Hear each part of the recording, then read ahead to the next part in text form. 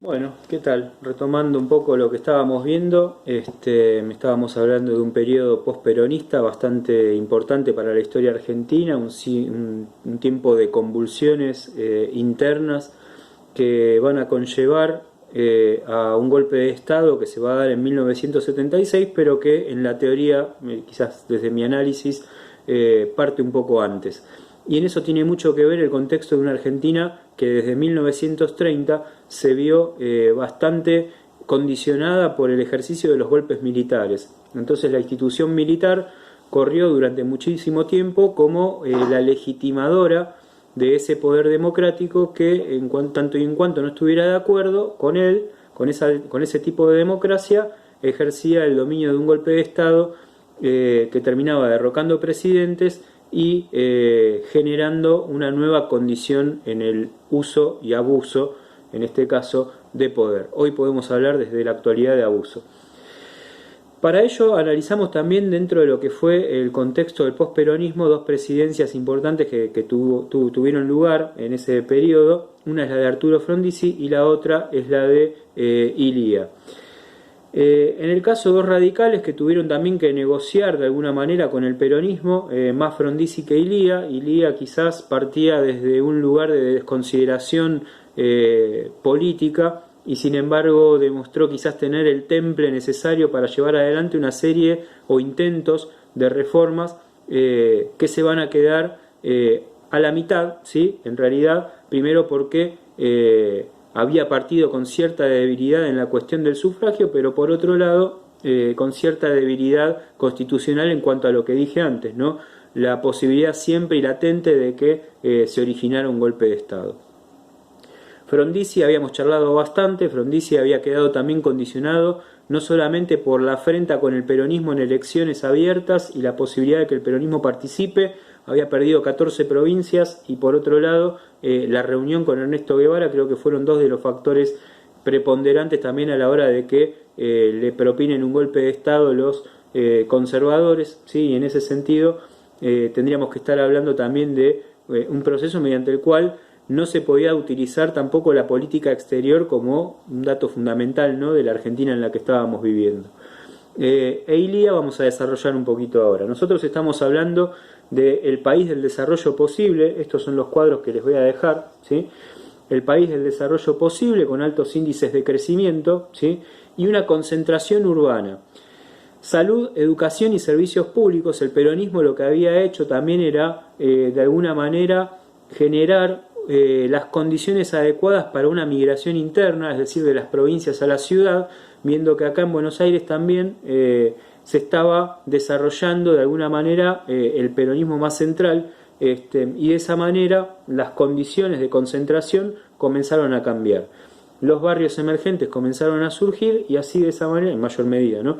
Y así de esa manera el hacinamiento también, ¿no?, de personas que se venían para la ciudad y la ciudad no estaba preparada para semejante cambio también social, ¿no? Pero más allá de todo, la Argentina del peronismo había generado las condiciones necesarias para ese cambio social que implicaba, entre otras cosas, que las clases obreras también pudieran pertenecer a un Estado que antes les era más restringido, ¿sí? Si bien con Irigoyen habían tenido cierta pertenencia y participación. Cuando hablamos del país del desarrollo posible tenemos que hablar del crecimiento y modernización dentro de los conflictos sociopolíticos que se van a dar en torno al Estado. Estamos hablando de la proscripción nada más y nada menos del peronismo, y eso es un cambio sociopolítico en sí mismo.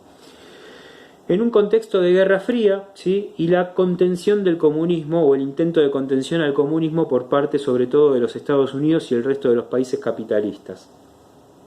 En ese sentido es donde opera verdaderamente la cuestión de persecución al comunismo, ¿no? Porque la instauración también de dictaduras neoliberales en América va a surgir también como una fuerte necesidad por parte del capitalismo de reformularse y de perseguir al comunismo, ¿sí? Por eso también la guerra desarrollada, o mejor dicho, la guerrilla desarrollada por parte de la Revolución Cubana en torno a lo que era la caída y el derrocamiento de Batista va a ser muy preponderante para la historia del mundo, ¿sí? Porque era el triunfo también de una guerrilla comunista, ¿sí?, que se va a volver comunista, pero en torno a la URSS. y la URSS, la Unión Soviética de Rusia, como esa contradicción al capitalismo va a generar justamente la adhesión de países que quizás no se volvían comunistas por convicciones e ideologías, sino que lo hacían porque si no querían ser capitalistas de los norteamericanos, lo eran del comunismo, totalmente enfrentado a esa visión económica, ¿no? Un comunismo que en esos tiempos ya está cambiando, ¿sí? Y se está produciendo el deshielo, se está abriendo más al mundo, ¿no? Eso ya lo vimos, recuérdenlo si no está ahí en los videos. Inestabilidad institucional, que es lo que yo mencionaba antes, no se medía la magnitud de las fuerzas en pugna para el crecimiento, ¿sí? Entonces las medidas del 46 al 55 amortiguan las inequidades que se van a dar en torno a las economías y al poder, ¿sí? La crisis agropecuaria no se va a poder frenar desde ese lugar y desde ese punto de vista y de esa visión golpista de la democracia, ¿no? ¿Por qué digo golpista de la democracia? Los partidos políticos, en torno a los derrocamientos de presidentes que no son funcionales a pensamientos necesarios, también van a operar en ese sentido. Y eso no puede quedar al margen, ¿sí? Porque decir, si los partidos políticos que forman parte de la propia democracia también son generadores o avalan de algún modo este tipo de golpes, de algún modo por una cuestión funcional, bueno, se saca de encima a este presidente y surgen nuevas formas de elección. El radicalismo también va a tener que hacer una autocrítica en ese sentido. Entonces, cuando hablamos de la desaceleración del desarrollo, tenemos que hacerlo en torno a todo esto que estoy diciendo ahora, ¿sí? Por eso digo, los partidos políticos, la democracia en sí misma necesitaban reconsiderar esta situación porque lo que se estaba poniendo en conflicto también era este intento de desarrollismo y de modernización del Estado. Frondizi por un lado y Lía por el otro, los dos derrocados. Frondizi intenta solventar la industria, ¿sí? Pesada con capitales extranjeros. Esto va a hacer incluso que pida plata prestada al FMI, ¿sí? Para generar un desarrollismo bastante responsable, que acá viene la diversidad, ¿no?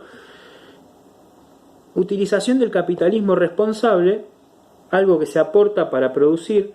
Utilización del capitalismo irresponsable, algo que se utiliza para endeudarse, beneficiar a unos pocos y desconsiderar lo que es el desarrollo de un país, ¿sí?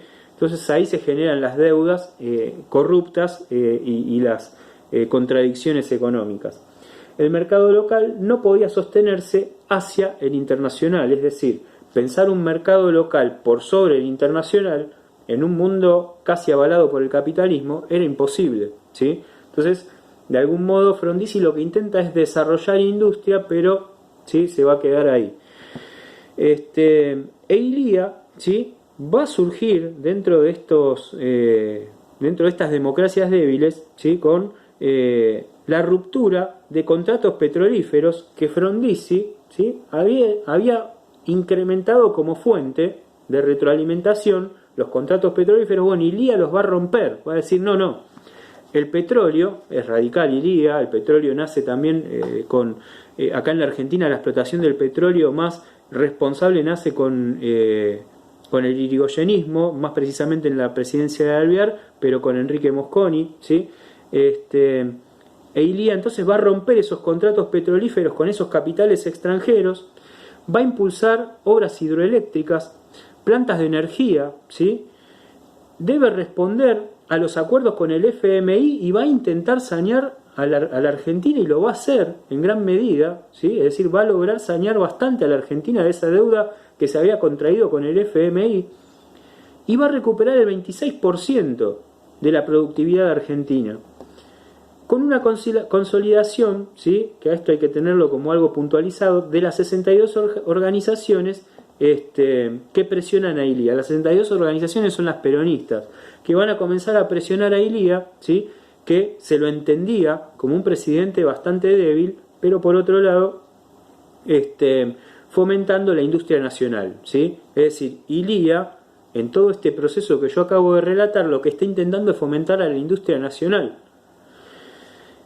Entonces, en ese fomento se produce la campaña de alfabetización también, que lo entendía como una parte fundamental de la conformación de una nación. Entonces, Ilía fomenta una alfabetización que nunca antes se había desarrollado en la Argentina de tal manera, excepto en los tiempos de el Estado, los inicios del Estado Nacional con Sarmiento.